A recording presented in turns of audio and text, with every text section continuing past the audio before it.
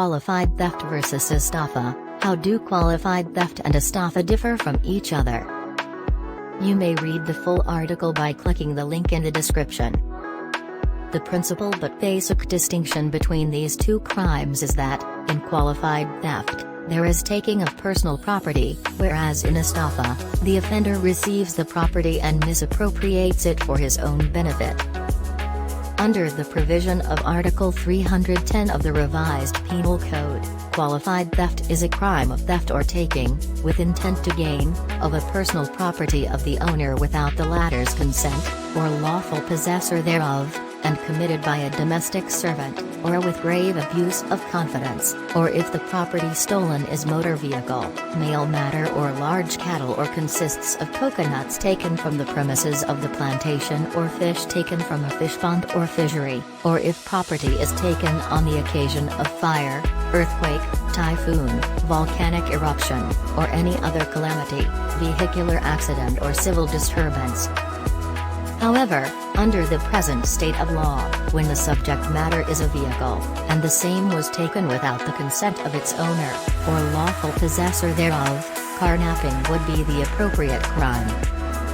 In simple theft, the penalty, among others, is fracción mayor in its minimum and medium periods, if the value of the thing stolen is more than 1,200,000 pesos but does not exceed 2,200,000 pesos, but if the value of the thing stolen exceeds the latter amount, the penalty shall be the maximum period of the one prescribed in this paragraph, and 1 year for each additional 1 million pesos, but the total of the penalty which may be imposed shall not exceed 20 years.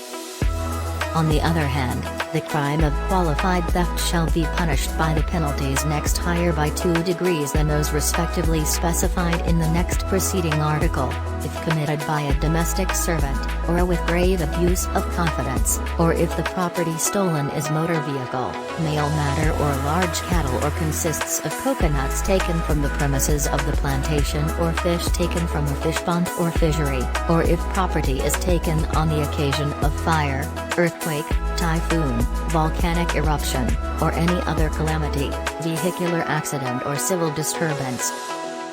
It is at the height of betrayal of trust and confidence when, after accepting and allowing the helper to be a member of the household, thus, entrusting upon such person the protection and safekeeping of the employer's loved ones and properties, he or she steals from his master or household employer. Consequently, a subsequent betrayal of that trust is so repulsive as to warrant the necessity of imposing a higher penalty to deter the commission of such wrongful acts. As regards the crime of estafa, one mode is through issuance of check which subsequently bounced. This is deceit. Hence, the failure of the drawer of the check to deposit the amount necessary to cover his check within 3 days from receipt of notice from the bank and/or the payee or holder that said check has been dishonored for lack of insufficiency of funds shall be prima facie evidence of deceit constituting false pretense or fraudulent act. Another mode of the commission of estafa is through abuse of confidence. This happens, among others, when the offender feloniously misappropriated and converted said funds for his personal use and benefit.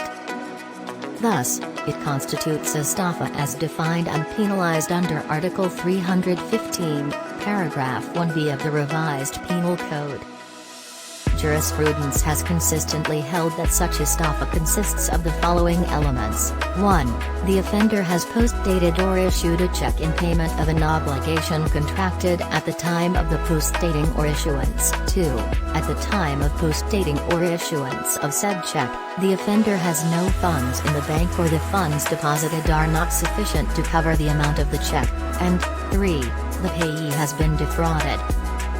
The fact that the owner puts his trust and confidence upon the offender makes this felony a qualified one, but not technically as qualified estafa, as there is no legal nomenclature for such offense under the Revised Penal Code of the Philippines.